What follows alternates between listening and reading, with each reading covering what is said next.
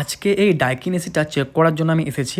এর কমপ্লেন যে কুলিং করছে না, যখন আমি মেশিনটাকে অন করে চেক করলাম, দেখো লিকুইড লাইনে কিন্তু হালকা আইস আসছে, আর প্রেশার কিন্তু অর্ধেকের চেয়ে কম, মাত্র 50 পিএসআইজি। থাকা উচিত রানিংয়ে 120 পিএসআইজি। যাই হোক, সিস্টেম থেকে গ্যাসটা কিন্তু বেরিয়ে গিয়েছে, তার জন্য এই সমস্যা। ঠিক আছে, এখন সেই লিকেজ টেস্ট করার জন্য আমি কিন্তু প্রেশার দিয়েছি, দেখো 275-এর কাছাকাছি। এখন আমি লিক টেস্ট করছি। এটা হচ্ছে আউটডোরে ফ্লারিং নাট, মানে অনেক খোঁজার পর কিন্তু লিকেজ পেয়েছি, একদম মাইনর। ঠিক আছে, চোখে দেখে যায় না বোঝা, একদম আছে কিন্তু মাইনর লিকেজ। তো আমি সেম চেক করছি ইনডোরেতে, যে ইনডোরে কি সমস্যা আছে কিনা। দেখো ইনডোরেও তো কিন্তু লিকেজ দেখতে পাচ্ছ, মানে একই লিকেজ হচ্ছে কি দু জায়গায়। তো আমি কিন্তু পাইপকে কেটে নতুন করে ফ্লারিং বানিয়ে টাইট করে দিয়েছি। এখন আবার দিয়েছি প্রেশার, আর চেক করছি লিকেজটা হচ্ছে কিনা বা সব ঠিক আছে কিনা। ইনডোর চেক করলাম, ইনডোর তো আমাদের ওকে আছে, কোনো অসুবিধে নেই।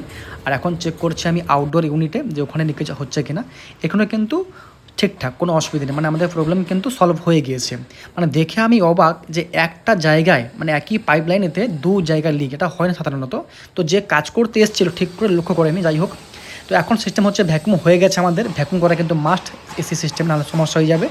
ভ্যাকুম হয়ে গেছে, এখন কিন্তু আমি সিস্টেম রানিং করে দিয়েছি। দেখো রানিং প্রেশার 120-এর কাছাকাছি রেখেছি আমি।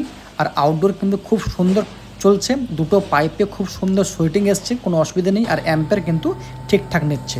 আর আমরা যেটা কাজ করতে এসছি, এটা হচ্ছে বাপি স্টিল ফার্নিচার, যেটা জল চোখেতে। আর এখন এসছে আমি চেক করতে ইনডোর ইউনিট, যে ঠান্ডা ঠিকঠাক করছে কিনা।